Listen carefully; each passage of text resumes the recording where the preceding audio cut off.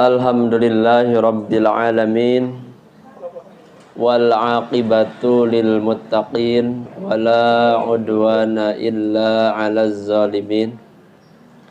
Ashhadu an la ilaha illallah wahdahu la syarikalah wa ashhadu anna Muhammadan abduhu wa rasuluh alladzi la nabiyya ba'dah, amma ba'du.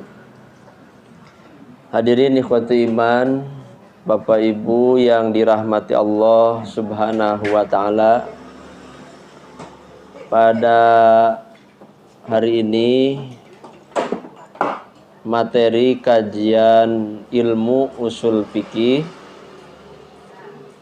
sudah sampai pada pertemuan yang ketiga, halaman 8, huruf C, bagian C. Judulnya faidah atau manfaat usul fikih. Itu bagian C. Nanti disambung dengan tujuan belajar usul fikih.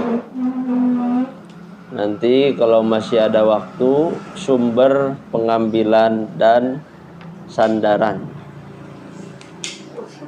Nah, kita lihat huruf C, halaman 8.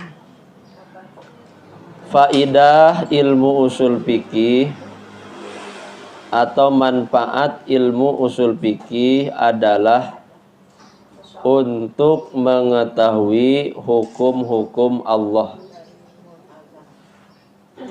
yang mencakup kebahagiaan dunia dan akhirat. Karena hanya hukum Allah lah hukum yang sangat bijak. Sebagaimana Allah berfirman, a'udzubillahi minasyaitonirrajim, alaisallahu biahkamil hakimin.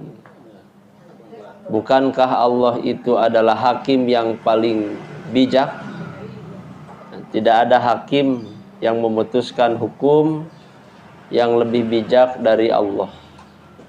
Maka mengetahui hukum Allah inilah yang akan mengantar kebahagiaan, keselamatan dunia dan akhirat.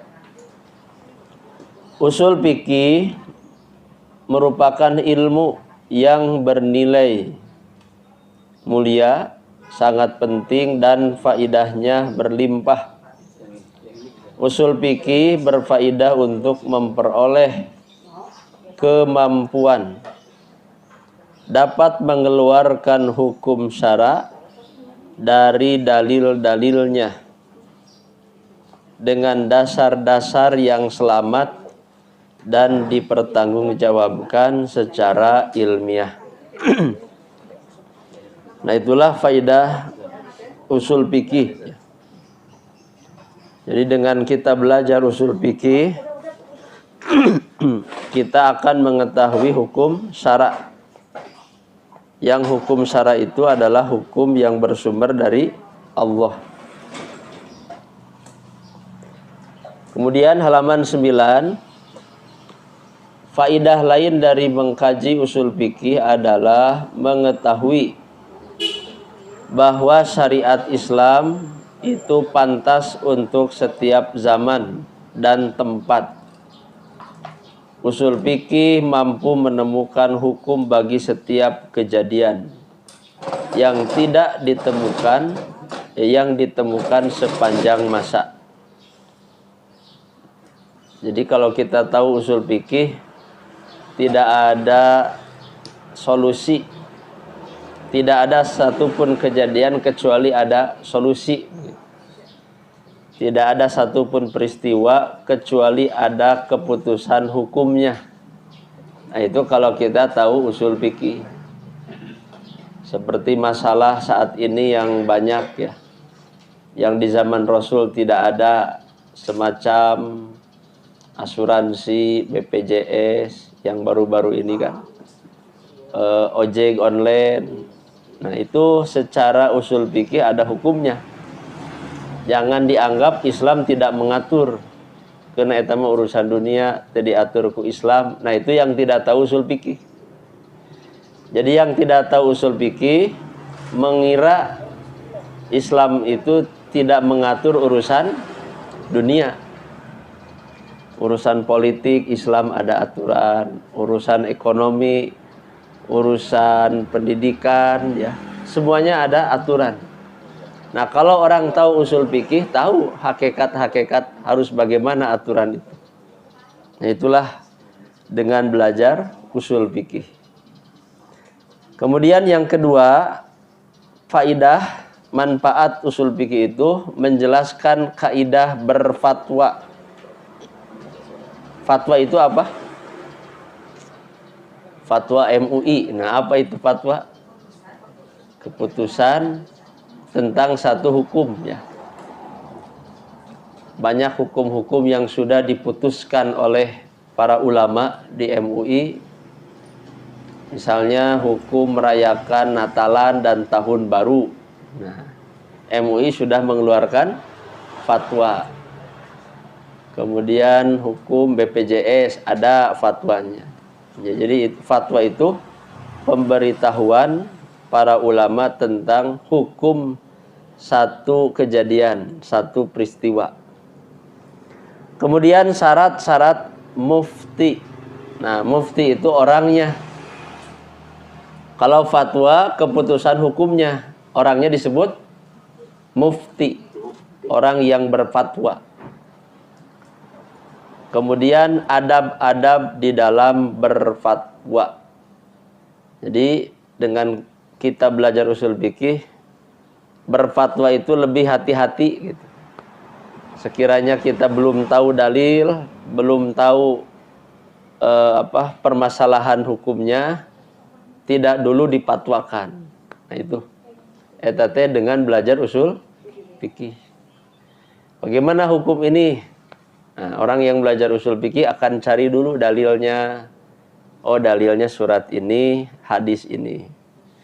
Kemudian dari dalil itu bagaimana cara memahaminya? Maka dipakailah kaidah-kaidah supaya memahami dalil. Jadi belum tentu orang yang tahu dalil memahami dalil. Sekali lagi ya. Belum tentu orang yang hafal Quran itu bisa menyimpulkan hukum kalau dia tidak belajar usul fikih. Jadi tidak jaminan penghafal Quran, orang sudah berkali-kali hatam Quran, tapi hukum yang dikandung Al-Qur'annya tidak diketahui. Nah, karena alatnya itu adalah usul fikih. Gitu. Yang ketiga, dengan belajar usul fikih kita akan mengetahui kaidah-kaidah berdiskusi atau berdebat. Caranya bagaimana? Kembalikan kepada dalil yang sahih, yang terkemuka. Nah, ini sikap yang bijak ya. Di mana ada perbedaan pendapat, nah dia yang belajar usul fikih itu tahu dalilnya dulu nih. Dari mana dalilnya gitu. Tidak langsung dikeluarkan hukumnya, tapi didasarkan kepada dalil. Masih ingat kemarin kan? Proses usul fikih itu dari apa? Dari dalil. Nah, jadi urutannya dalil, kaidah dan hukum. Nah, dalilnya kalau berkaitan dengan dalil tidak lepas dari Quran dan Sunnah. Nah, ini dalil. Orang yang belajar usul fikih selalu menyandarkan hukum ke sini, ke dalil. Ada gak ini dalilnya? Hukum tentang merayakan Tahun Baru dan Natalan tuh ada gak dalil di sini? Nah, dalil ini kemudian dipahami dengan apa? Kaidah. Nah, kaidah inilah yang disebut dengan kaidah usul fikih. Nanti ada perintah. Bagaimana kaidah kalau ada perintah? Di Quran ada gak perintah? Banyak kan? Nah, bagaimana menemukan, menyimpulkan perintah itu hukumnya? Bagaimana kalau ada larangan?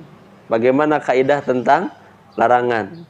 Nah, baru dari dalil kaidah ini lahirlah yang disebut apa?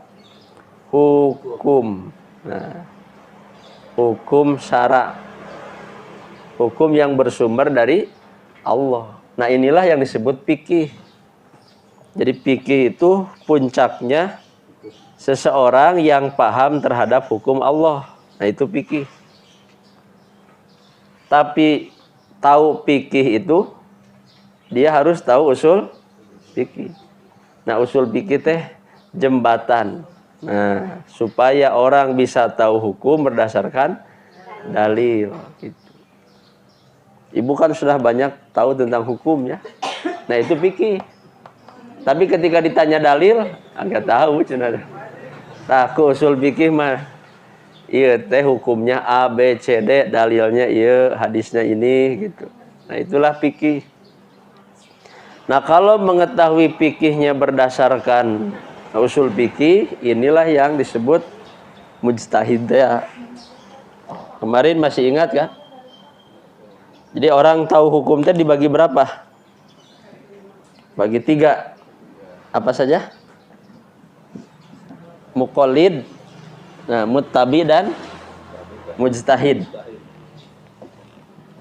Asa bulan kamarinya itu tanya. Hilap deui. Nah. Yang pertama apa? Muqallid. Nah, muqallid mah cuma tahu ini.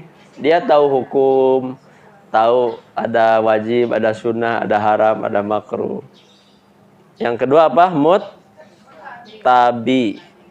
Nah, muttabi itu derajatnya lebih tinggi, mengetahui hukum dan mengetahui dalil. Takadia. Nah, ini yang disebut muttabi.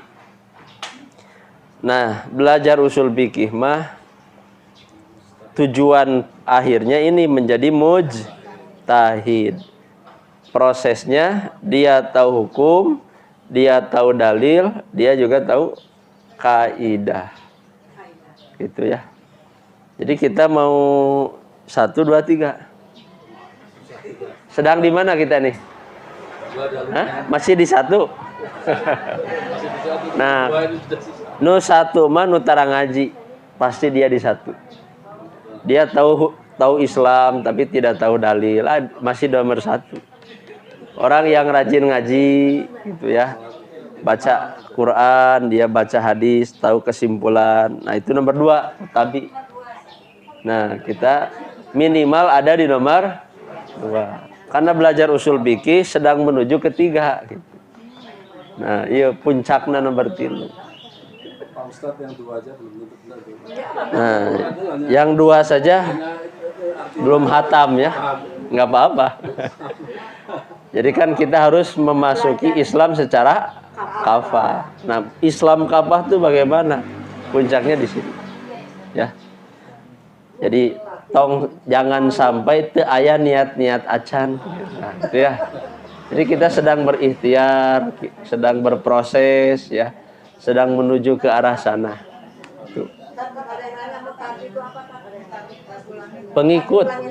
Nah, kalau diartikan ini muqallid itu tahu tanpa dalil gitulah. Tahu tanpa dalil. Nah, singkat aja ya. Dia tahu tapi tidak tahu dalil. Itu taklid.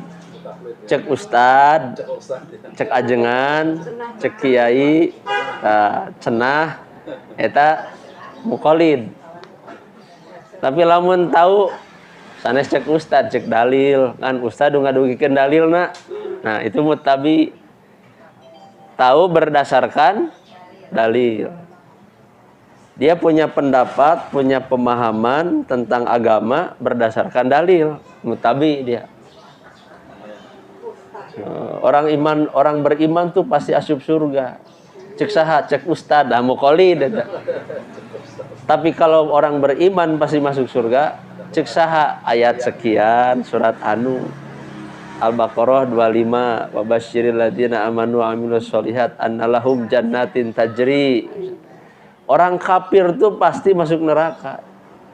Lain cek ustad, cek Quran surat Al-Bayyinah misalnya. Innal ladzina kafaru min ahlil kitab wal musyrikina fi nari jahannam. Nah itu mutabi. Jadi setiap dalil yang dia baca, dia tahu kesimpulan. Nah, itu namanya mutabi. Kemudian mujtahid. Nah, tahu apa? Tahu dalil, terus tahu kaidah, kemudian tahu hukum, kesimpulannya. Ini yang komplit. Dari dalil ini, oh ini mah pakai kaidah perintah, pakai kaidah larangan, pakai kaidah umum, pakai kaidah mutlak muqayyad ya. Nah itu mujtahid. Nah untuk mencapai ke sini ilmunya adalah usul fikih. Kan kita sudah fikih kan? Nah, tinggal usulnya berarti. Kalau fikih mah tahu setiap hukum tuh pakai dalil. Tahunya kalau lep-lepan gimana? Lep-lepan itu ya. Ya maafu anhu diampuni. Istighfar saja itu Mbak ya. Ya. Jadi ketika idealnya tidak tercapai, atas ketidaktercapaiannya itu kita istighfar. Sudah tahu dalil kedah kieu, tapi tenara repi tong sampai itu istighfar. Berarti urang teh ngaku eta teh salah. Tapi istighfar itu sambil memperbaiki. Terus istighfar itu ayat peningkatan tapi. Nah itu istighfar yang harus diistighfari itu. Nah itu ya. Nomor bagian 3. Sekarang masih ada tambahan. Ini faidahnya sangat banyak ya. Nomor 1, faidah lainnya memberikan pengertian tentang kaidah dan metodologi ulama dalam menggali hukum. Ya, paling tidak kita tahu ulama itu menyimpulkan hukum penuh dengan kehati-hatian. Aya kaidahna. Makanya tidak boleh mencela, mencaci ulama itu ya.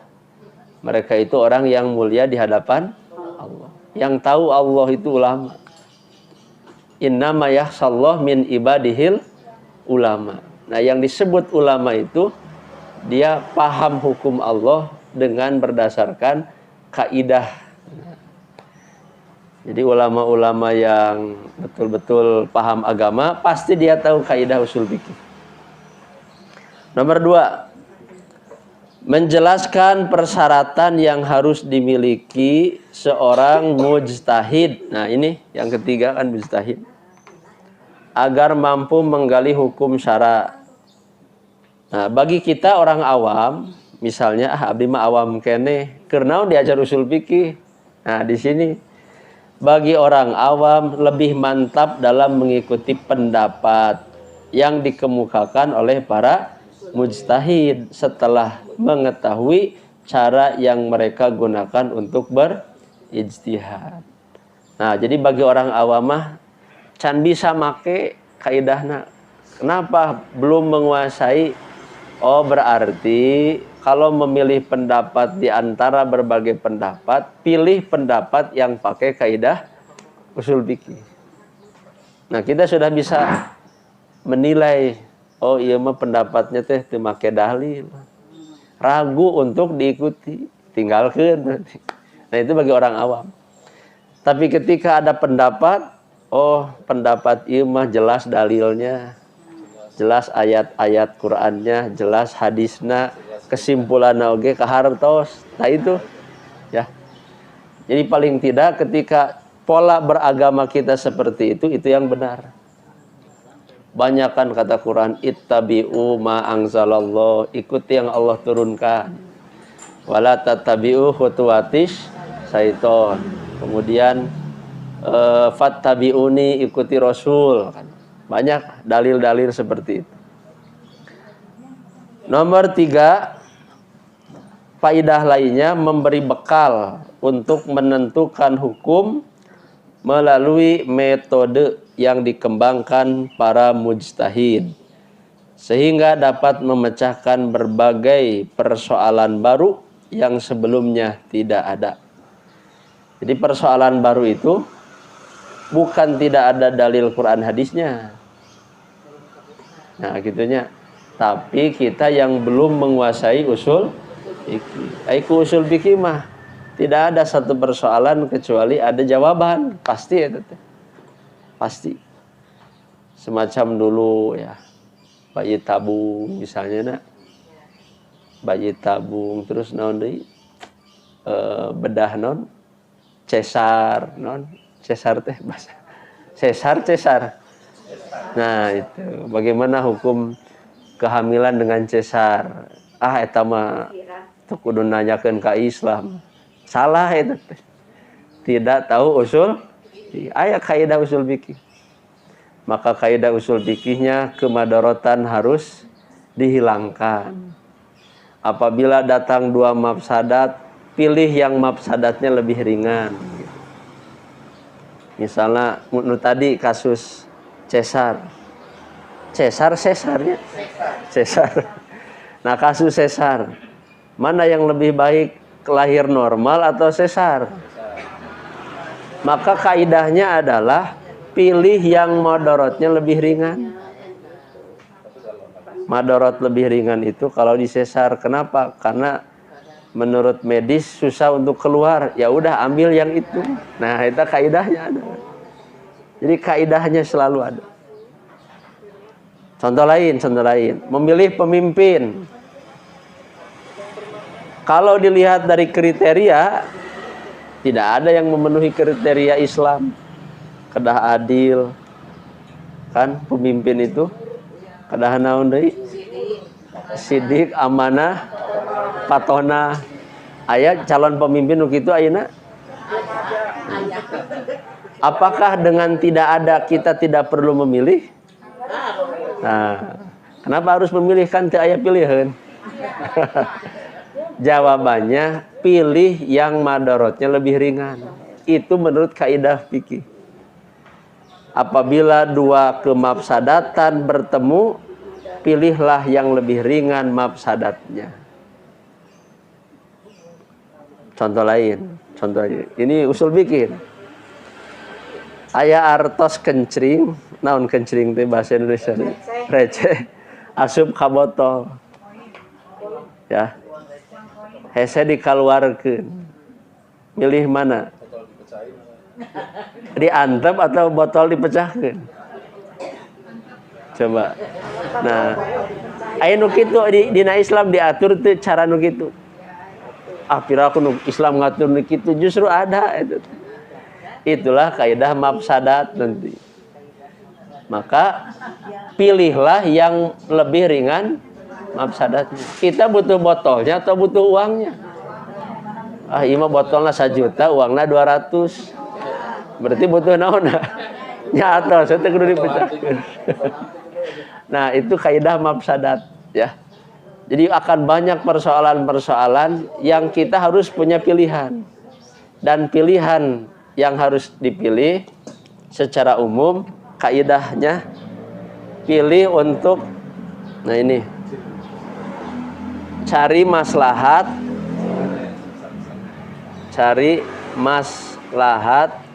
jauhi mafsadat. Ini tujuan adanya Islam. Nah, disebut tujuan syariat. Tujuan syariat Islam pasti kembali ke sini. Cari maslahat, jauhi mafsadat. Nah, sekarang ari maslahatna teh banyak. Mana yang paling banyak maslahatnya itu yang dipilih. Mafsadat juga banyak. Pilih mafsadatnya yang paling ringan. Nah, itu kaidahnya. Itulah yang disebut kaidah usul fikih ya. Nah, itu nomor 3 sebagai bekal untuk menentukan hukum dari berbagai macam pilihan, maka kita memilih yang lebih tepat. Nomor 4. Nah, kenapa kita harus belajar usul fikih? Menjaga agama dari penyimpangan dan penyalahgunaan dalil. Dengan berpedoman pada usul fikih, hukum yang dihasilkan melalui ijtihad diakui oleh syariat. Syara. Ieu contoh nu salahnya, Bu. Ieu teh contoh nu teu diajar usul fikih. Ari ziarah kubur teh wajib. Naon dalilna? Alhaakumut takatsur hatta zurtumul. Bener teh tak kesimpulan teh. Menyimpulkan hukum ziarah kubur wajib dalilna nu tadi bener teh eta.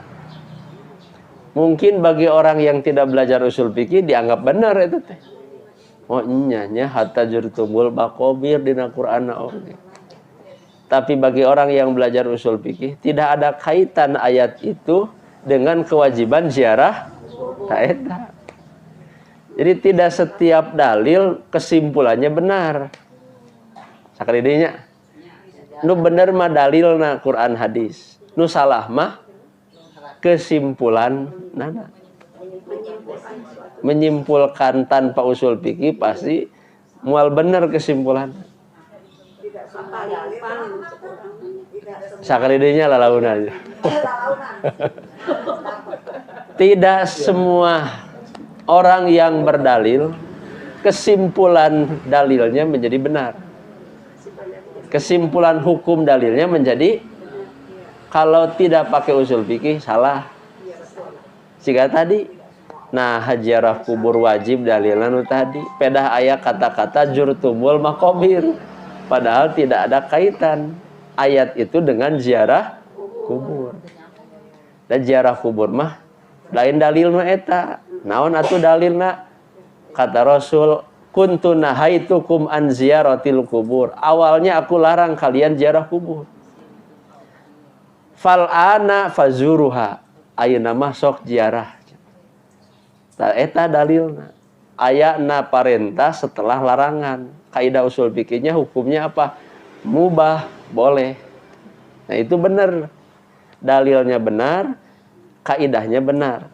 Jadi lamun aya larangan, kalau ada perintah sebelumnya ada larangan. Kesimpulannya boleh, mubah. Contoh nalika Jumatan. Nalika Jumatan darul bai. Darul bai teh tong dagang. Dari idza nudiya li sholati yaumil jumu'ati fas'au ila dzikrillah wa darul tinggalkeun dagang rek Jumatan mah. Nah kitunya. Saatosna teh lamun tos beres Jumatan fantasiru fil ar. Silahkan bertebaran di muka. Asalna dilarang terus diperintah. Kesimpulanna boleh dimubah. Artinya nah itu berdalil tanpa kaidah usul fikih kesimpulannya salah. Nah, itu nomor 4. Jadi ngarah teu salah nyimpulkeun dalil gitu ya. Maka ulama membekali dengan usul fikih. Nomor 5, menyusun kaidah umum yang dapat dipakai untuk menetapkan persoalan dan fenomena sosial yang terus berkembang. Kaidah umum teh nu kumaha?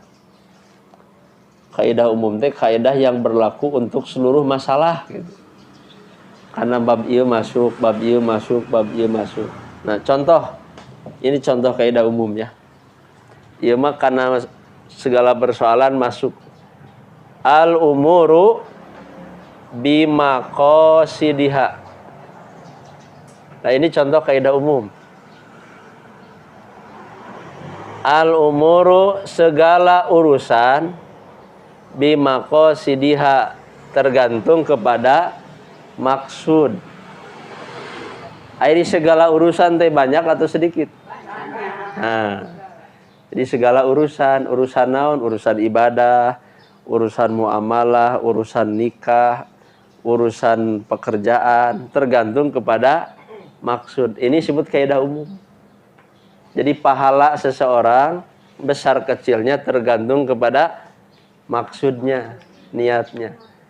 Amal seseorang diterima atau ditolak tergantung kepada maksudnya. Nah, ini kaidah umum. Nah, jadi kaidah umum ini berlaku untuk seluruh masalah. Contoh lain, kaidah umum ya. Ad-dararu yuzalu. Nah, ini kaidah umum. Ad-dararu yuzalu. Kemadorotan harus dihilangkan. Apa madorot teh? Yang mengancam nyawa, ya. Yang membahayakan jiwa, yang membahayakan keselamatan. Seperti tadi, kenapa harus dicesar? Kaidah umumnya ad-dararu yuzalu. Kemadorotan harus dihilangkan. Lamun teu dicesar teh hese keluar terus bakal maut eta bayi teh. Sementara kematian itu menjadi kemadorotan. Maka menurut kaidah kemadorotan itu harus dihilangkan. Itu kaidah umum ya. Jadi masih banyak kaidah-kaidah umum yang berlaku secara umum. Nomor 6. Mengetahui keunggulan dan kelemahan para mujtahid. Jadi ieu mah memberikan penilaian ya. Oh, ieu mah bagus dalilnya. Oh, ieu mah teu make dalil-dalil acan. Kan urang teh seueur nampi ilmu ti para ustadnya. Oh, ieu mah ustad teh ciga nu ngarang. Ciga dalilna teh asa teu kapendak. Nah, eta mah lemah berarti. Oh, ustad ieu mah dalilna teh kuat, Qur'anna kuat, hadisna jelas. Nah, ini yang dipilih. Sejalan dengan dalil yang mereka gunakan. Dengan demikian, para peminat. Nah, ibu kan para peminat ini. Peminat apa? Peminat hukum Islam. Hari tujuan belajar apa? Tujuan ngaji. Untuk mengetahui hukum Islam. Yang asalnya tidak tahu menjadi tahu. Yang asalnya tidak tahu wajib jadi tahu wajib. Nah, disebut nanti peminat hukum Islam. Dapat memilih pendapat mereka yang terkuat disertai alasan yang tepat. Nah, jadi pilihlah pendapat yang menggunakan dalil yang kuat. Contoh lain ya. Kita teh dihadapkan pada persoalan hari mayunan nu maot teh maca Yasin atau maca la ilaha illallah. Gitunya. Contoh ya, di masyarakat kan ada yang membaca Yasin gitu ya. Tapi aya nu teu aya oge nu maca Quran gitu. Kan itu teh pendapat. Terusnya ai pendapat itu teh aya dalilna. Nah, orang yang belajar usul fikih akan bertanya seperti itu. Ari pengamalan maca Yasin teh aya dalilna gitu. Nah, setelah ditemukan, ditelusuri, ternyata membacakan Yasin kepada yang hendak wafat itu dalilnya lemah. Hadisnya dhaif. Sedangkan hadis dhaif itu tidak bisa diamalkan. Ari nu kuat anu mana? Ari nu kuat mah kata Nabi, lakinu mautakum la ilaha ditahlil sanes di Yasin. Nah, ieu dua pendapat. Menghadapi orang yang sakaratul maut. Abdi mah moal ditahlil naon astagfirullah. Teu aya dalil eta mah. Mayunan nu maut astagfirullah. Teu pake dalil eta mah. Abdi mah teu make istighfar, teu make tahlil naon atuh? Innalillahi eta mah tos maot, hirup keneh ieu mah. Sepanjang masih hidup tapi dalam sakaratul maut menurut dalil membacakan la ilaha illallah sakali atau berkali-kali. Nah, pakai dalil deui ya. Ieu teh macana teh sakali atau terus-terusan. Maka kata dalilnya lakinu. Lakinu itu menunjukkan perbuatan yang berulang. Jika allama mengajar, berulang kan mengajar mah.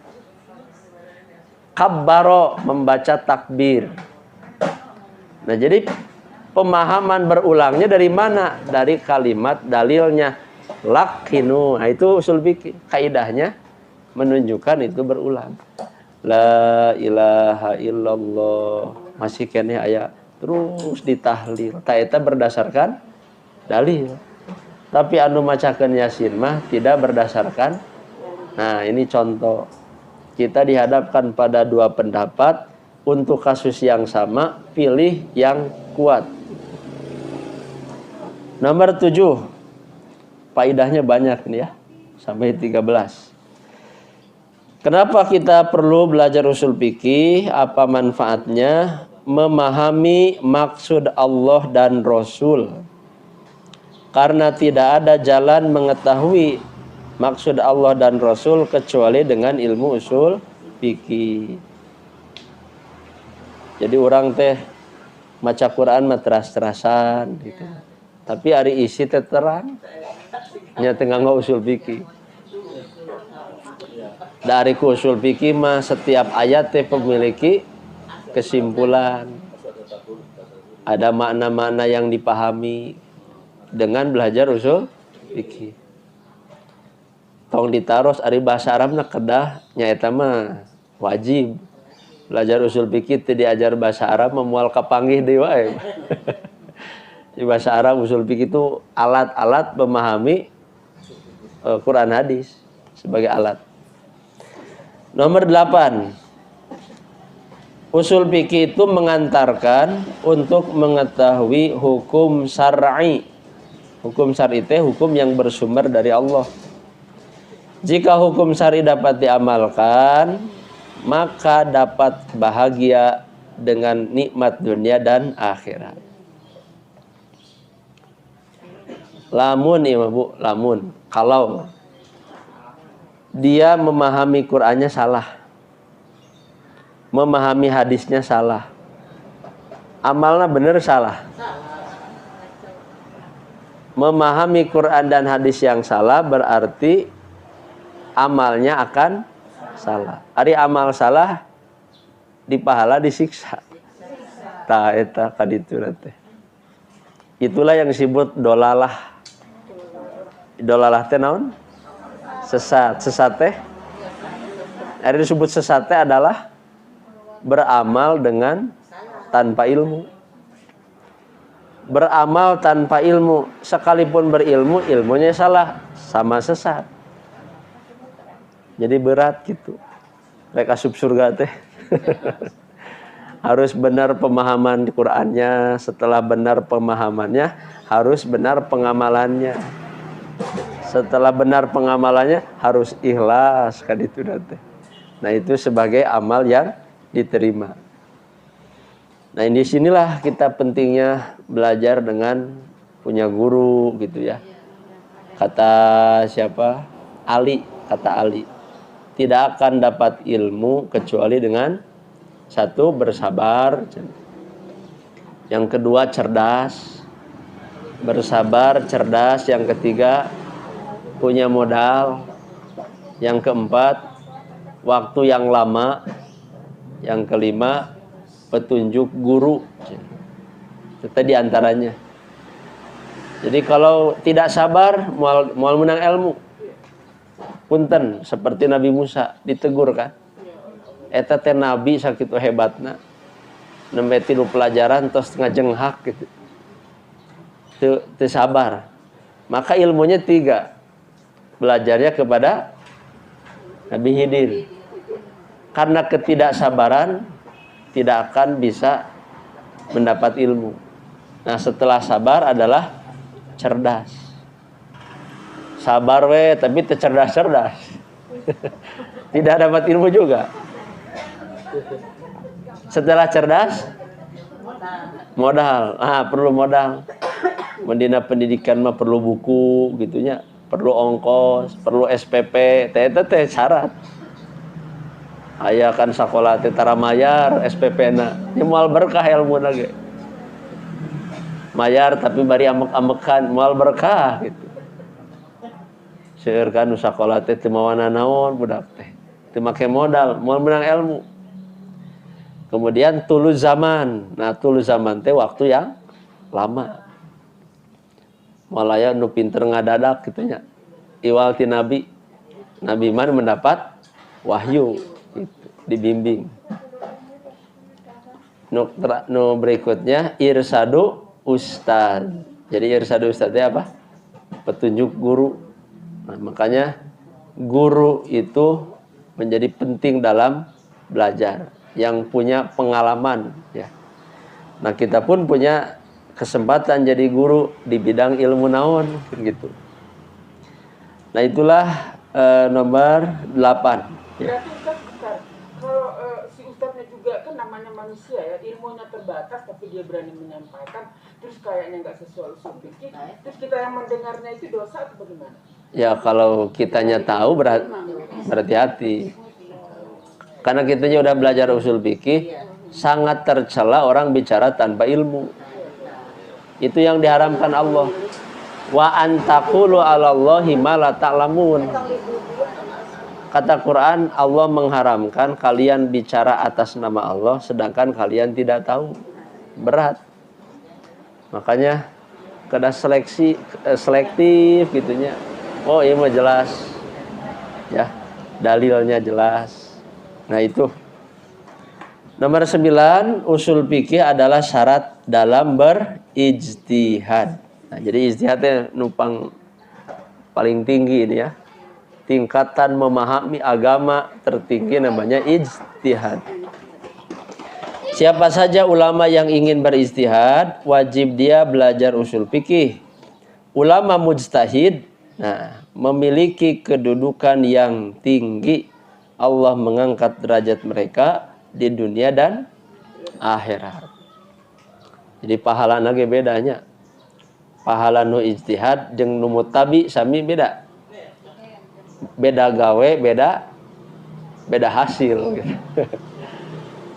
Ini salah satu sifat Allah apa? Wallahu ala kulli syai'in hasiba. Allah itu maha menghisab. Maksudnya naon Allah maha menghisab? Allah itu maha memperhitungkan setiap amalan hambanya.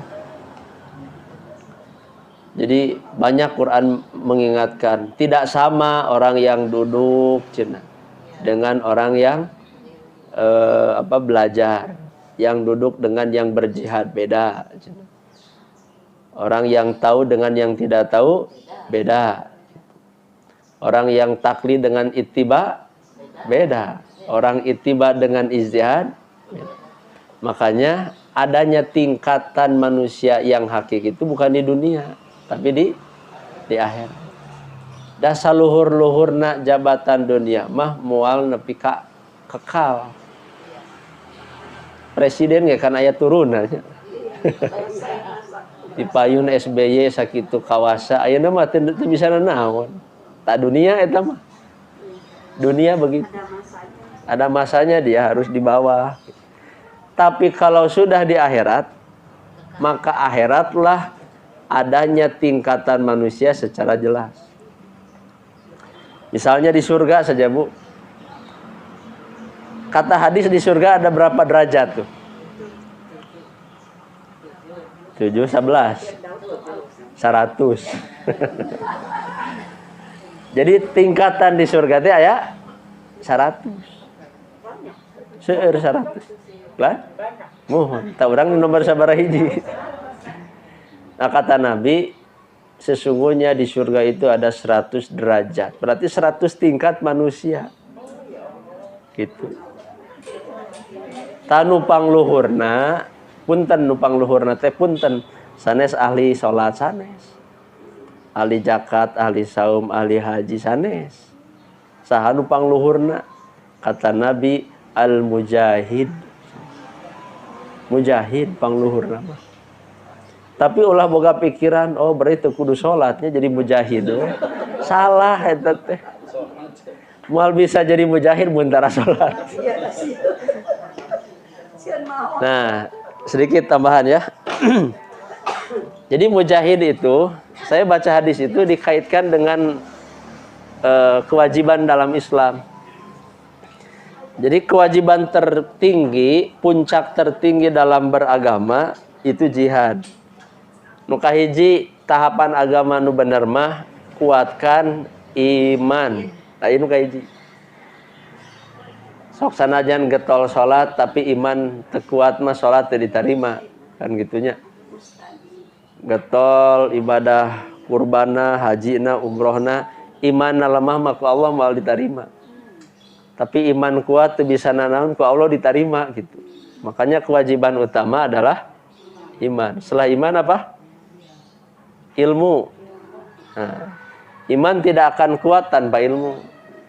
Nah, maka belajar itu dalam rangka menguatkan iman, menambah iman, memperbaharui iman gitu.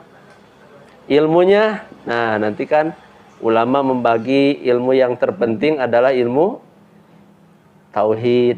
Nah, atau bahasa lainnya ilmu tentang akidah. Ilmu yang mempelajari agar kita bisa ibadah dengan benar, ilmu fikih. Nah, ilmu agar kita berakhlak mulia, ilmu akhlak. Nah, ilmunya dibagi, dilihat dari karakter ya. Ilmu yang paling utama yang ini. Ilmu tentang Allah, malaikat, kitab, rasul, hari akhir, qada dan qadar. Itu paling banyak di Quran dibahas ieu tibatan masalah fikih. Jadi ini mayoritas ayat Quran teh. Nabi saja 13 tahun ngadidik sahabat dengan bab akidah. Nah, baru fikih. Nah, fikih itu kalau imannya sudah kuat, seberat apapun diamalkan. Nah, fikih ini melahirkan apa? Akhlak. Setelah iman ilmu, kewajiban ketiga adalah amal soleh. Nah, amal soleh kan dasarnya apa? Ilmu. Dasar kita beramal soleh kalau ada ilmu dan iman. Makanya kan disebut iman dan amal, padahal ilmunya termasuk. Nah, kalau kita sudah beramal soleh, yang keempat adalah dakwah. Nah, orang teh tos soleh, tapi lamun soleh sorangan di surga oge keung gitu. Maka ada kewajiban berdakwah. Nah, berdakwah itu secara sirriyah gitu ya, sembunyi-sembunyi, secara jahriyah kepada keluarga, kepada tetangga, masyarakat, terus bertahap. Nah, puncaknya adalah apa? Jihad. Jadi jihad itu tidak mungkin teramalkan lamun ti nomor 1 sampai 4-nya tidak diamalkan. Makanya sangat sesat yang mengatakan teu kudu salat, tuh penting jihad. Mal bisa jihad lamun teu salat. Paham ya? Nah, jadi ini mujahidlah yang paling tinggi derajatnya di surga. Paling tinggi. Itu kata hadis Nabi. Ya. Makanya dina hadisna teh wa a'dhamu darajah, yang paling tinggi derajatnya al-mujahid fisabilillah, nu jihad. Jadi disebut nu salat, nu zakat, henteu, da eta mah di dieu keneh eta mah nomor 3. Jadi disebut amal-amal anu sifatnya pribadi mah eta mah di nomor 3 keneh. Surga nat ge moal di nomor 1 gitu. Ya. Bukan nomor sabaraha surgana. Nah, orang yang beramal soleh pun kalau tidak punya keinginan berdakwah, surga nage dihandap. Setelah beramal soleh teh, berdakwah, mengajak kan, sanes mengejek, merangkul bukan, nah gitu, cekusan epi. Nah, setelah itu baru berjihad. Jadi nu jihad mah teu sampurna. Makanya kenapa sahabatnya pada periode Madinah oleh Nabi diajak perang. Ayat teu nolak. Teu aya. Karena nomor hiji nepi opatna lengkap. Nah itu. Nah sahabat sagala parentah nu di parentahkeun ku Rasul, ku Allah ku Rasul, tara nolak. Oh, ternyata itu konsepnya. Imannya kuat, kemudian ilmunya lengkap, amal solehnya bagus, dakwahnya sudah berjalan, puncaknya jihad. Makanya para sahabat mah lamun perang teh pahoyong-hoyong. Urang mah boro-boro perang, ka masjid ge pambungbung. Milari ilmu oge loba alasan. Jauh keneh kana perang. Dan nomor 2 lagi lemah gini. Bahkan nomor hiji lagi masih kosong. Nah, itu ya. Jadi saya baca keterangan ini dalam satu kitab judulnya teh Usulu Wajibat fil Islam. Pokok kewajiban dina Islam. Ternyata iman. Iman dikuatkan dengan ilmu. Dari iman ilmu lahir amal soleh. Amal soleh harus melahirkan dakwah. Puncak dakwah adalah jihad. Jadi jihad mah terus seueur kasieun. Ya, jihad mah bi amwalihim, hartana, wa anfusihim, jiwa ragana. Tidak keur Allah gitu.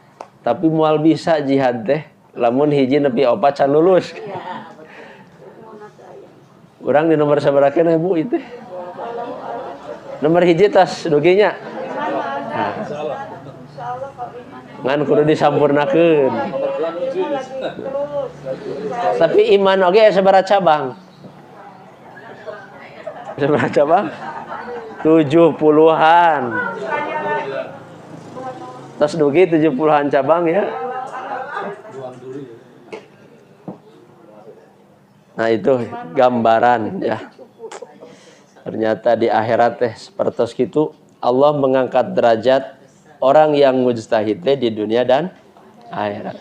Ari mujtahid nomor sabaraha? Mujtahid ge masih di bawah mujahid. Mujtahidnya di nomor 2 kene. Jadi orang diajar usul fikih di nomor 2 kene. Nembe hoyong paham kanggo nyalira gitu. Tadina nomor 2, nembe nomor 3 tiasa amal soleh. Lamun tos paham kana agama. Da moal bisa amal soleh lamun teu apal amal soleh teh nu kumaha.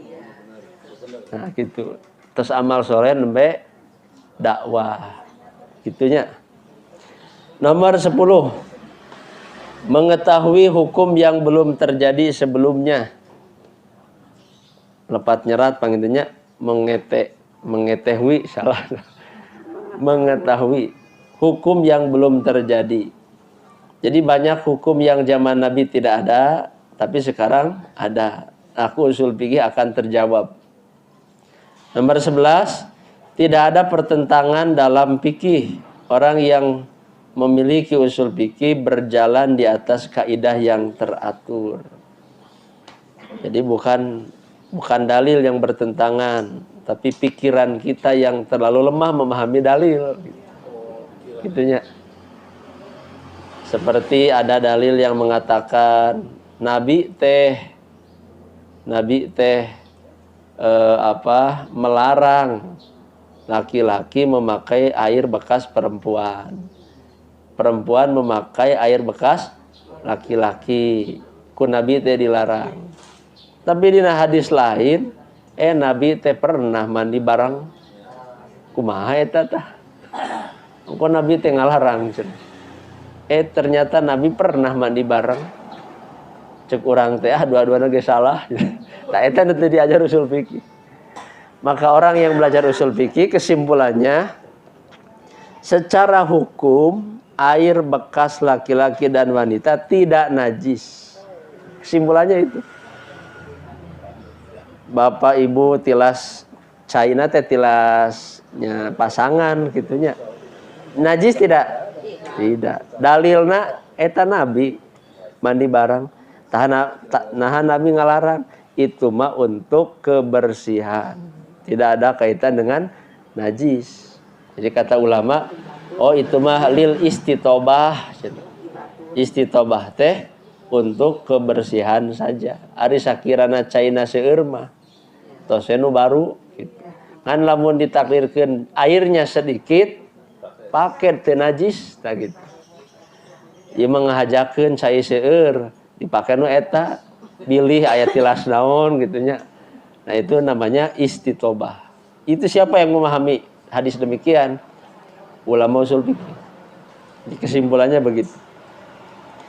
Nomor 12, menjaga masalah agama, kaidah-kaidahnya dan pokok-pokoknya. Nanti dengan belajar usul fikih kita akan paham mana yang pokok, mana yang cabang gitu ya. Seperti dalam agama kan ada usul, ada furu. Nu pokok mah iman, yang tidak boleh berubah mah iman. Rukun iman, rukun Islam ya. Itu tidak boleh berubah. Yang terakhir, usul fikih adalah cara mempersatukan umat. Jadi cara mempersatukan umat dengan usul fikih, sepakati gitu. Tidak akan tercipta kesatuan umat kecuali mereka bersatu dalam usul fikih yang telah diwariskan kepada para ulama. Makanya kadang-kadang sanes beda pendapat, beda naon atuh, beda ego. Eta. Da dina Qur'ana kita jelas fa in tanaza'tum fi syai'in, lamun berselisih dalam satu perkara, rumusnya apa? Farudduhu ilallah wa rasul.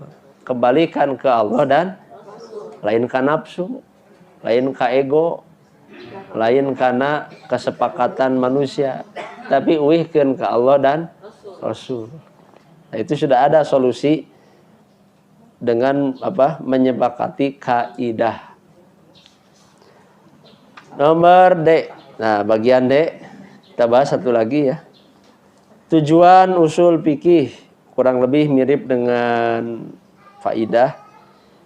Tujuannya tahu cara istinbat hukum bagi perbuatan mukallaf yang diambil dari sumber syariat melalui usul fikih dan penerapan kaidahnya terhadap nas Al-Quran dan Sunnah sampai pada pengetahuan hukum yang ditunjukkan. Jadi ringkas nama nomor hiji teh tahu cara menyimpulkan hukum. Nu ieu teh anu tadi ya. Tahu kaidah. Kalau kaidahnya benar, kesimpulannya pasti benar. Dalilnya terpuguh mual aya nu salah dalil mah. Kemudian kaidah juga sudah diuji tidak akan salah. Yang mungkin salah mah hukum, pemahaman hukumna. Dalilna benar, hukumna salah. Oh berarti kaidahna salah. Kumaha lamun dalilna benar, teu apal hukum, berarti teu apal kaidah eta. Tidak tahu kaidah. Nah itu tujuan belajar usul fikih. Tahu cara menyimpulkan hukum. Yang kedua, tahu cara memperoleh hukum. Maksudnya mengetahui metode istidlal, tingkatan dan syarat. Misalnya, nah ini contoh. Membawa yang mutlak kepada yang muqayyad. Masih ingat mutlak teh, Bu? Tidak terbatas. Kalau muqayyad terbatas. Cucilah tangan. Mutlak muqayyad. Mutlak. Nu disebut tangan teh ti ujung dari ka dieu. Tapi kata Qur'annya ilal marofik sampai siku. Oh muqayyad berarti.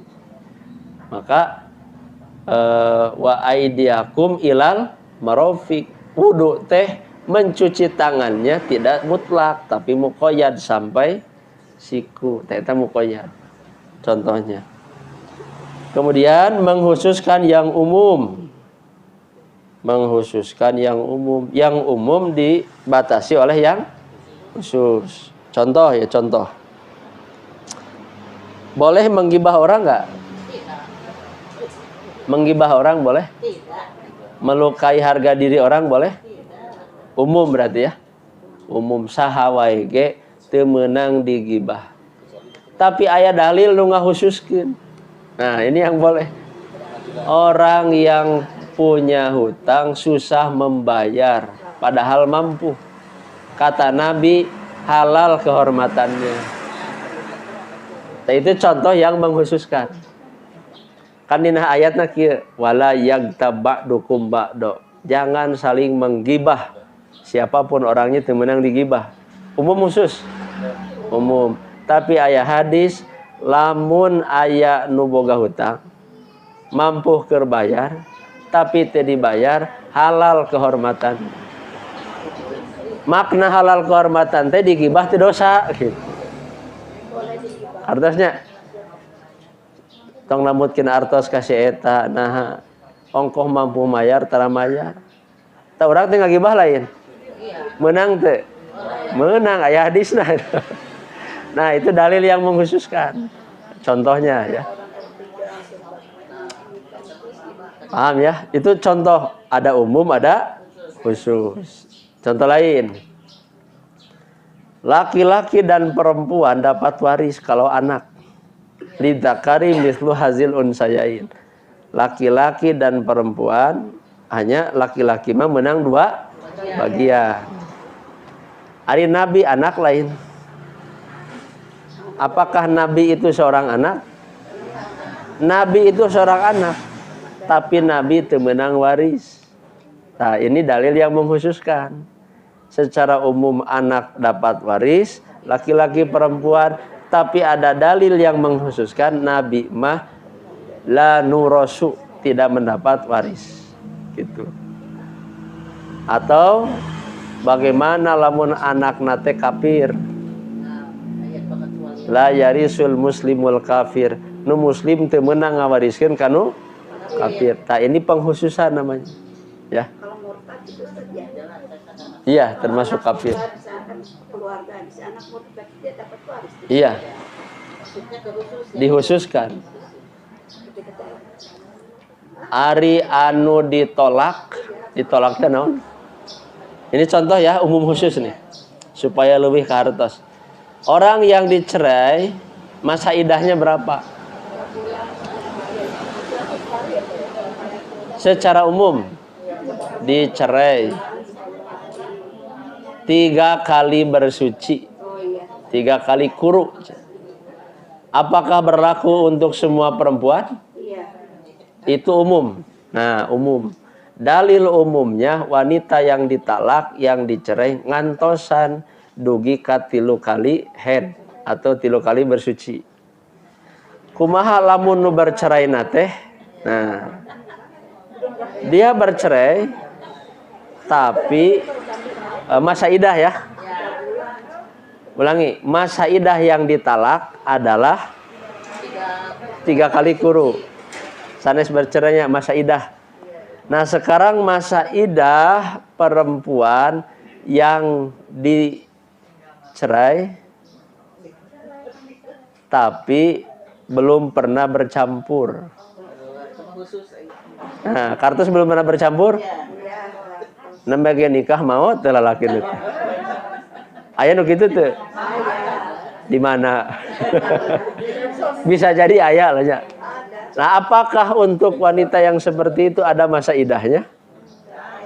Nah, khusus berarti bagi wanita yang belum disentuh tidak ada masa idah. Tidak ada masa idah untuk janda bencrat ya. Gimana? Janda bencrat itu ya. Tidak ada. Tidak ada masa idah. Tidak ada masa idah. Belum pernah disentuh, belum pernah disentuhnya karena apa? Karena wafat atau karena langsung dicerai. Tidak ada masa idah.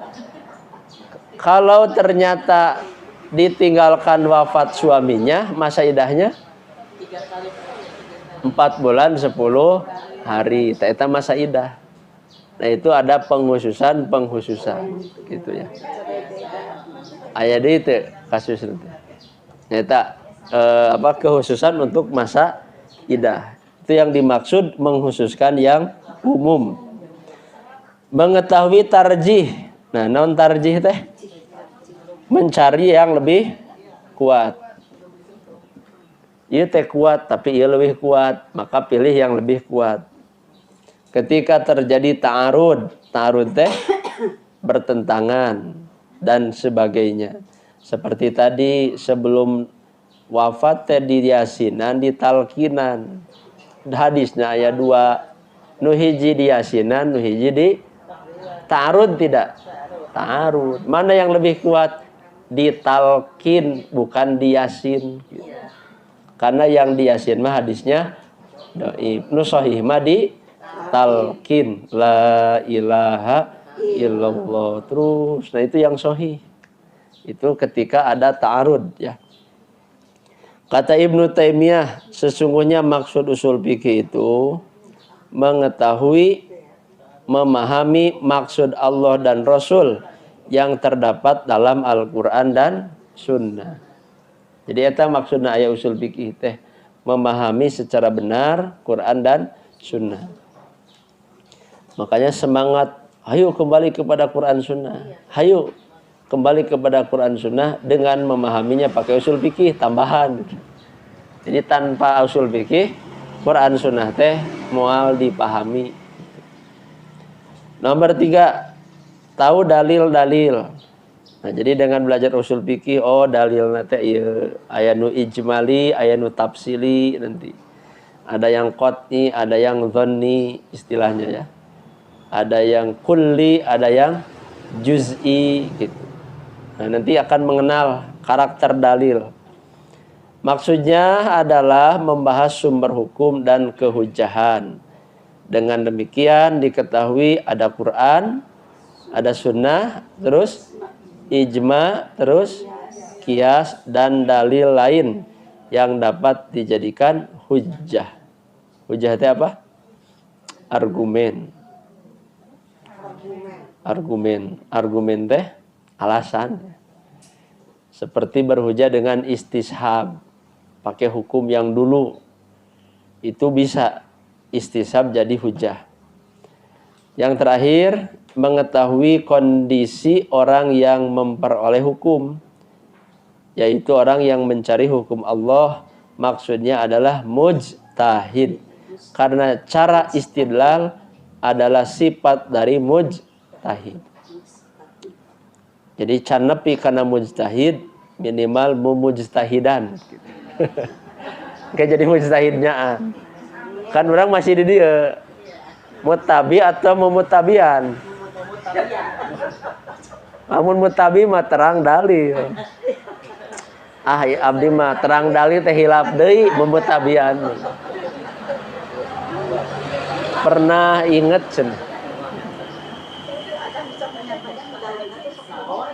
Nya eta teh mumutabian kan.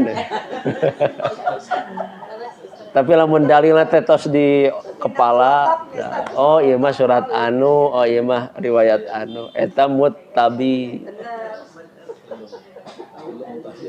Taklid atau taklidan? Taklid mah goreng, rek taklidnya rek taklid. Ya. Taklid asli ge buruk. Jadi taklid mah kumaha rameuna we. Tah eta cirina teh. Ngiring rameuna we lah. Cek batur saya abdi mah ngiringan we, eta taklid. Tidak punya pendirian gitu. Tapi Ustaz minimal kalau ngaji ke sini mah rada nah minimal di kelas 2 mutabi. Minimal itu. Kan belajar akhlak pakai dalil kan, aya dalilna. Belajar zikir aya hadisna. Nah itu mutabi gitu. Jadi nya make makalah mutabi mah. Oh iya, ngarah mutab. Nu ngaos tara nganggo makalah mah bisa jadi muqallid. Nya. Jadi salewat we ilmuna teh oh cek ustad kieu, poho deui we gitu. Taklid deui ka dituna. Makanya nya satu sisi semangat ngaji itu perlu diapresiasi. Tapi sisi lain kalau tidak dibekali dalil, bisi di nomor hiji.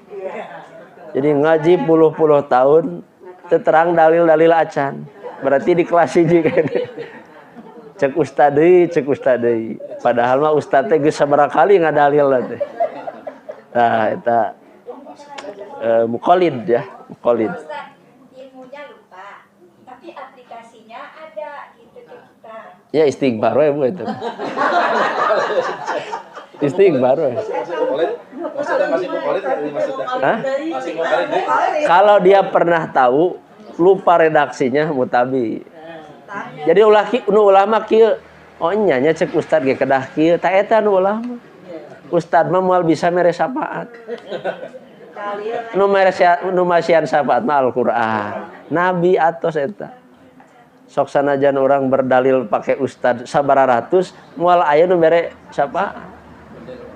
Ada doa sama. Iya.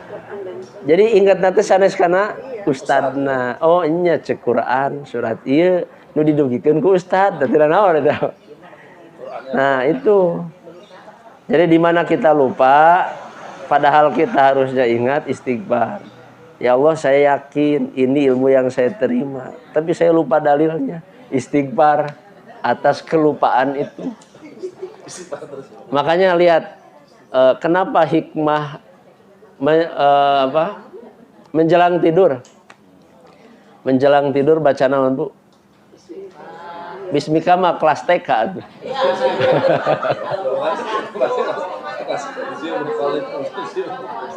Bismika eta ti TK keneh.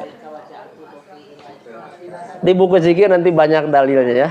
Nanti supaya tidak taklid itu di buku zikir dalilnya ada. Tapi salah satunya ada dua ayat ya. Dua ayat terakhir surat Al-Baqarah. Coba lihat isinya itu. Amanah Rasul ya. Bima unzila ilaihi min rabbihi wal mu'minun. Ayat keduanya itu luar biasa. Jadi orang teh nyuhunkeun hampura gitu. Paghfir lana warhamna. Sebelum nanti apa? Watar sanes eta. Wa'fu anna waghfir lana warhamna anta maulana. Lamun orang maut misalnya dina kayaan eta bacaan terakhir salamat tuh. Salamatnya apa? Wa'fu anna, ya Allah maafkan kesalahan kami. Waghfir lana, ampuni dosa kami. Warhamna, beri kami rahmat. Maut we harita. Tenang eta teh. Tos nyuhunkeun hampura eta. Makanya itu bacaan apa? Sebelum tidur. Kesananya ada ayat kursi. Sampai ayat kursi mah keutamaannya setan moal ngadeukeutan. Lamun orang maca ayat eta ge mun ngarti isina. Mun teu ngarti isina setan betaheun keneh. Da setan ge moal bisa ditipu. Cik setan teu ngarti, anggar we deukeut. Makanya pahami apa Allahu la ilaha illallahul hayyul qayyum teh naon. Hartosnya. Jadi tong anggap bodoh ka setan teh. Setan ge apaleun, urang teh ngarti henteu gitu. Kemudian Allahumma aslamtu nafsi. Nah, terus wa fawwadtu amri wa alja'tu dhuhri. Terus rogbatan wa rohbatan ilaika. Lamal ja'a wa lamanja illa ilaika. Amantu bi kitabikal ladzi anzalta wa nabiyyikal ladzi saur rasul mun maut harita cenah fitrah batinya itu. Tapi catatan kudu ngarti isina. Itu refleksi iman itu. Ciri orang bertakwa itu imannya dinyatakan. Faghfir lana apa? Amanna faghfir lana wa qina adzabannar. Jadi ketika orang menjelang tidur ternyata yang diajarkan Nabi teh refleksi iman, tauhid, akidah. Lamun iman, tauhid, akidahna bener, moal ka neraka eta. Pasti ke surga. Tapi masalah ka neraka heula gumantung kana dosa. Lamun dosana can diistighfaran, disiksa heula. Tapi lamun dosana tos nyuhunkeun istighfar, salamet. Nah, itu istighfar. Jadi kenapa ada istighfar? Ngarah dosa orang teh jadi siksa neraka gitu. Itu istighfar. Makanya tadi hilap deui nya istighfar we eta. Da urang teh meureun seueur teuing tarik teuing kana urusan dunia jadi hilap deui. Berarti istighfar di sana. Ya. Jadi lupa lagi kadituna amal teu sampurna, kemudian amal tanpa ilmu, itulah dosa yang harus di istighfar. Cekap begitunya sampai halaman 11. Kayak huruf E mah tos tabu setengah 12-nya. Aya patarasan tetapi cekap. Oh aya. Pak Ustadz, ini di Paulum. poin 4 mengenai ilmu usul fikih juga berfaedah untuk, nah ini poin 4, memelihara agama dari penyimpangan dan penyalahgunaan dalil dan seterusnya, itu dikaitkan dengan mengetahui keunggulan dan kelemahan para mujtahid sejalan dengan dalil yang mereka gunakan. Dengan demikian, para peminat untuk Islam dapat memilih. Nah ini contohnya yang ada misalnya, bahwa kita kalau menguburkan mayit di kuburan itu ada yang azan, ada yang tidak azan. Saya kira para mustahidnya ini itu sudah mereka pelajari kan, yang mengatakan azan dia mengkiaskan kalau lahir aja ada itu ada apa namanya, ada hadisnya, dan itu diriwayatkan oleh Tarmizi dan Daud ya. Itu kalau bayi lahir tolong diadanin gitu. Itu ada nah terus dia dikiaskan, terus habis itu ada yang lain menolak kan, tidak dia jangan ada ya, sehingga hukum yang keluar adalah satu hukumnya sunnah, yang kedua adalah hukumnya makruh. Jadi dua, padahal ini tadi untuk memilih dan Ya betul. hasil daripada istilah tersebut diakui oleh syara, karena itu juga mustahil kan tidak mungkin kalau mustahil tadi nggak menggunakan seperti ini. Ya. Kan tadi ada dalil, kaidah. Betul. Itu gimana Pak Ustaz? Ya, Betul. ditambung dulu ya. Oh, iya. Nomor 2. Maka Ibu dulu dipengker. Ini Ustaz mau nanya tentang kedudukan hukum BPJS ya. Selama ini kan masih ada yang tidak bolehkan, ada yang membolehkan. Nah, dihubungkan dengan yang ayat yang tadi ada roru yuzdalu. Nah, Ya. bagaimana Ustaz? Ya. Nomor 2 itu ya. Nomor 3. Ustaz, saya mau nanya ya. Gini, biasanya dalam mau ada acara di mana gitu ya, itu ada yang orang ada assalamualaikumnya, tapi ada pembukanya juga dengan seperti kebajikan lah, terus yang apa lagi yang macam-macam gitu. Nah itu tuh gimana? Saya nggak tahu cara ngucapinnya. Cuma saya dengar ini baik nggak sebagai seorang muslim gitu. Terus kedua gini Ustaz, saya diajarkan teman. Saya nggak pernah ikut tarekat sebelumnya tentang tarekat Kudusyah. Nah itu gimana Ustaz?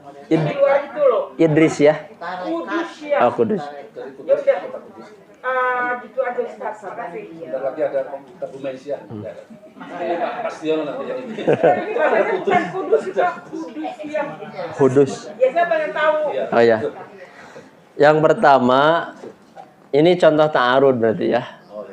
Ta'arud antara mengazankan yang sudah wafat di kuburan. Pertanyaannya, bagaimana hukumnya? Kenyataannya ada 2. Ada yang mengazankan, ada yang tidak. Jawabannya gampang. Rasul mengadzankan tidak, itu jawabannya. Jawabannya, apakah di zaman Rasul sudah ada yang wafat? Jawabannya banyak.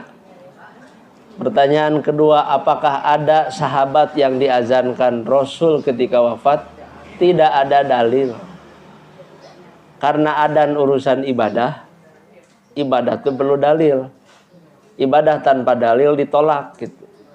Maka kesimpulan hukum contohnya, mengazankan yang wafat di kuburan tidak ada syariatnya.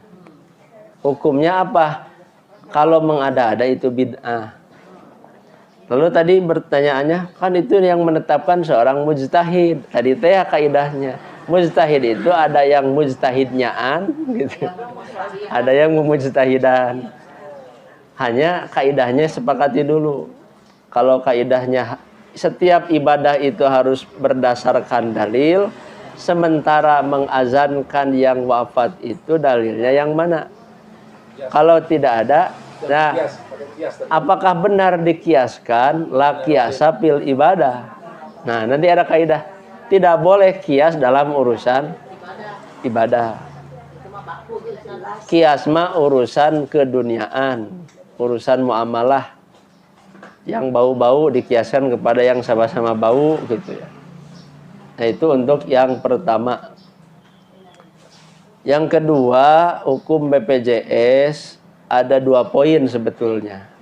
Ada 2 poin ya. Yang ini hasil keputusan para ulama yang tergolong mujtahid karena mereka punya dalil, punya usul fikih.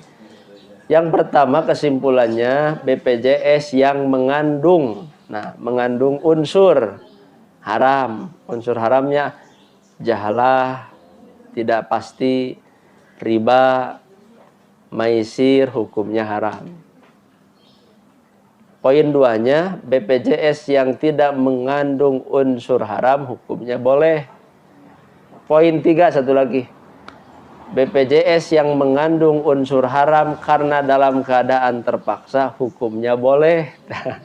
Mungkin yang ditanyakan kaitan dengan itu, kalau dalam keadaan darurat, yang haram jadi boleh. Ad-darurah tubihul madurot. Kemadorotan membolehkan yang diharamkan. Sebatas menghilangkan kemadorotan. Contoh ini bukan madorot. Daging babi haram tidak? Dalam keadaan sangat lapar, kalau tidak makan daging babi mati. Boleh dimakan? Boleh. Untuk menghilangkan kemadorotan. Tapi tidak jadi madorot kalau sudah makan daging babi, aya sesa dibekal ka imah. Eta mah lain madorot eta. Tidak boleh mengatakan abdi mah madorot. Padahal tidak madorot.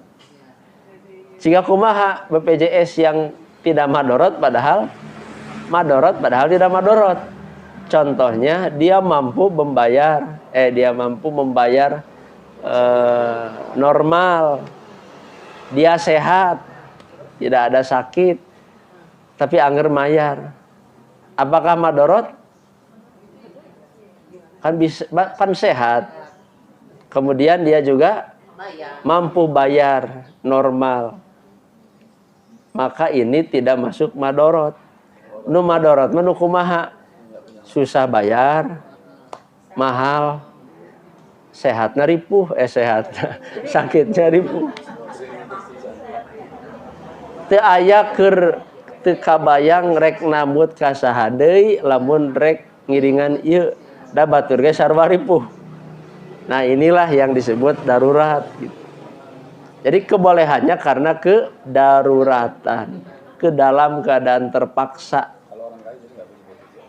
Nah, kalau orang kaya hartanya dia terbayang, apalagi pengusaha besar, gampang bayar rumah sakit, eta mah teu darurat mengikutinya. Tapi orang yang sakitnya berat, biayanya mahal, darurat, ngiringan weh, nah itu darurat. Itu kaidahnya. Ad-dararu yuzalu, kemadharatan harus dihilangkan. Makanya setiap orang memiliki kedaruratan yang berbeda. Setiap orang ini memang darurat, do iman. Nah, jadi kedaruratan itu dikembalikan kepada kondisi masing-masing. Nanti ada kaidah, hukum itu berubah tergantung perubahan orangnya, tempatnya, keadaannya, termasuk waktu. Ya, di waktu yang sama aya nu salat jamaah qashar, aya nu tam. Da beda kondisi, nu ieu mah safar, nu ieu mah mukim. Nah, jadi perubahan hukum tergantung pada perubahan keadaan. Seperti dulu MUI memutuskan hukum rokok katanya ya. Jadi hukum rokok teh aya nu makruh, aya nu haram. Lamun ngarokona menta wae jadi haram. Tiap ngarokok teh menta ka batur jadi haram eta mah.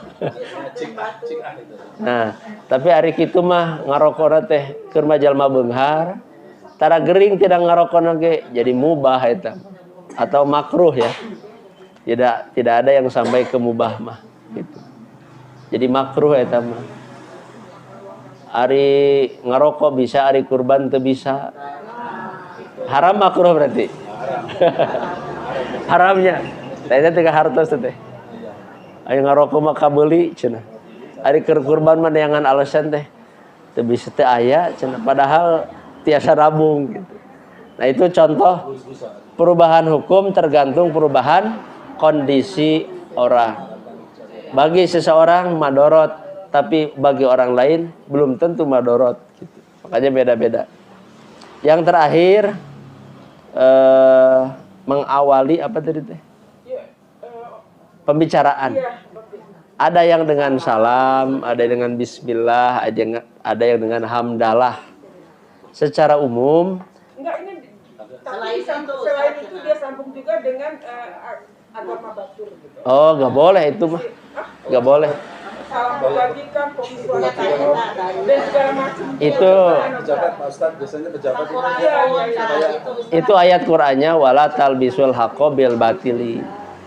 Jangan mencampur adukan yang hak dengan yang Berarti itu masuk dosa ya, Ustaz? walaupun jadi iya mencampur adukan. Iya, ada gimana lagi kata Qur'annya? Baik bagi pejabat atau rakyat ayat itu kan. Nah, ini maksudnya kan pejabatnya supaya mengayomi, maksudnya dia itu mengayomi kepada semua manusia.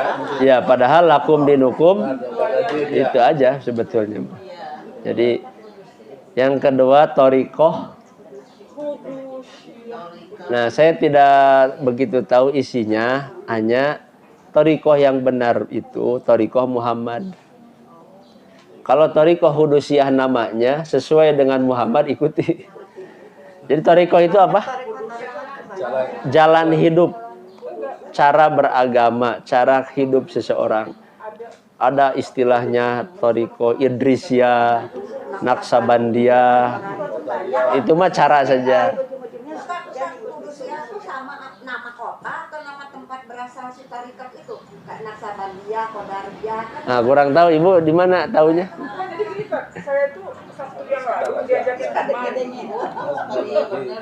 Tapi ya itu katanya ikut ini bagus, katanya apa sih? Tapi kan saya takut, Ustaz. Cuman kan saya tidak mau bertengkar dengan teman ya. Nanti ya saya tanya dulu. Nah, gitu. Betul. Saya tanya dulu. Saya mah apa-apa juga nanya dulu, Ustaz. Dan nama Kebetulan kemarin beliaunya tidak datang. Kami ke Pontren Darul Iman. Bil khusus itu sebetulnya itu untuk tentang aliran-aliran ya, salafi terutama. Dulu kan sama Ustaz kemarin udah diterangin ya, Pak Yana ya, Pak ini juga ya. Jadi itu tarekat-tarekat itu kan kalau asalnya dari kota Naksabandiyah disebut Naksabandiyah. Terus Qadariyah ada 12 kalau saya nggak salah. Ada 12 nama kota. Nah, tapi saya baru dengerin yang namanya ini. Apakah itu nama kota? Apakah nama si imamnya yang membawakan cenah nama dua pemahaman dia? Iya. Apakah begitu Nah itu kudusnya? harusnya nih memang nanyanya ke itu ke pakarnya ya. Iya, jadi Pakarnya itu ya itu tadi. dasarnya dari mana? Dasarnya dari mana? Hanya kita sudah jelas. Torikoh kita yang mana? Torikoh Muhammad. Iya Rasul. Banyak di Quran itu. Sanes torikoh Muhammadiyah hanya Muhammad saja. Karena ada Muhammad isim, ada Muhammad sifat. Muhammad sifat. Yang selamat itu yang mengikuti aku dan sahabatku gitu. Mau namanya itu Bandungnya misalnya boleh. Ya. Masih ada Bu? Enggak. Metode istidlal itu apa? Istidlal itu menyimpulkan hukum dari dalil ya. Mencari dalil istidlal. Nanti ini di halaman hampir akhir ya Bu, ada khusus. Jika nama duka sebarat tahun deui nya. Pembahasan terakhir itu. Hampir ya. Istidlal itu ada di halaman 182. Nah, istidlal itu berdalil yang tidak ada di Quran, ijma dan qiyas. Namanya istidlal.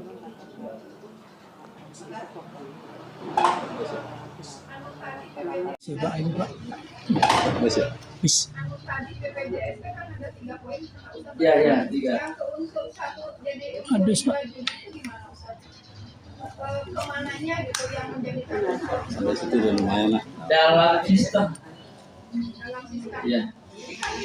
Gabung dulu nah, sistem Jadi maksudnya ke Satu, dipastikan asuransi itu goror. Goror itu tidak jelas. Tidak jelasnya kita kapan memanfaatkannya. Dalam Islam itu dilarang. Jadi ibu pan orang terterangnya jadwal gering irahnya. Tapi nupu goma mayarna. Bayarnya pasti, memanfaatkannya tidak pasti. Itulah unsur goror. Sudah jelas itu. Ya. Unsur maisirnya di mana? Unsur maisirnya yang diuntungkan yang sakit, nu sehat rugi wae karena tidak bisa memanfaatkan. Itu maisir judi kan. Ada yang menang, ada yang kalah. Itu jelas. Ya. Jadi dari sistem itu sudah terbaca syariat tidak mengizinkan. Tapi kalau tidak ada pilihan lain dengan tadi alasan darurat, syariat membolehkan sekedar menghilangkan darurat. Gitu. Tapi lamun teu aya solusi deui mung eta-etana ya itulah yang darurat teh. Jadi itu ya. Jadi sistemnya yang mengatur itu. Sok sanajan maca bismillah ari sistemna haram haram. Judi maca bismillahirrahmanirrahim. Ari jenisnya judi tetap haram karena lihat jenis perbuatannya. Saat judi teh niat rek ngebangun masjid, tetap salah kan haram judinya. Gitu. Sekarang pengitunya sudah azan. Satu. Pengalaman ibu udah beberapa kali menyaksikan orang yang meninggal, kewajiban kita mengakukannya Allah. Tapi pas dia mau melepas, yang ucapan hanya Allah. Kewajiban itu bagi yang hidup, bagi kita betul ya. Yang meninggal itu bukan urusan kita, dia urusan dengan Allah. Perintahnya itu bukan kepada yang wafat kan, kepada yang hidup. Tapi yang wafat pun sekiranya bisa membaca itu pasti masuk surga. Man kana akhiru kalamihi la ilaha illallah dakhalal jannah. Siapa yang akhir ucapannya la ilaha illallah pasti masuk surga. Tapi tong disepelekeun. Eta teh akumulasi amal orang gitu. Akumulasi amal ari nu tara salat mah hese di akhir hayat teh. Sok sanajan keur hirupna bisa. Ya. Gitunya. Cekap panginten. Rabbana la tuzigh qulubana ba'da idh hadaitana wa hab lana min ladunka rahmah innaka antal wahhab. Rabbana taqabbal minna innaka antas samiul alim. Aqulu qouli hadza wa astaghfirullaha li wa lakum. Wassalamualaikum warahmatullahi wabarakatuh.